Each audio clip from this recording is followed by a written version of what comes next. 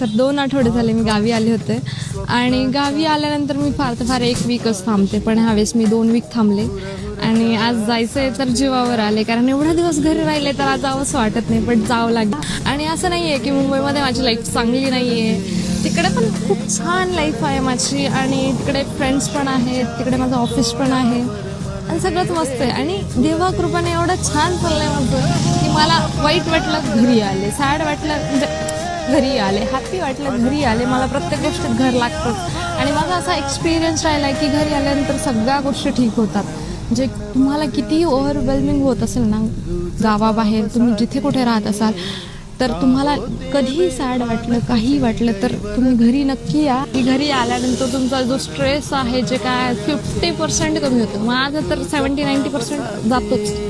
भारी वाटतं घरी आल्यानंतर. तर घरी येत राहावं माणसाने नेहमी अधूनमधून, तर मग येतच असतं नेहमी.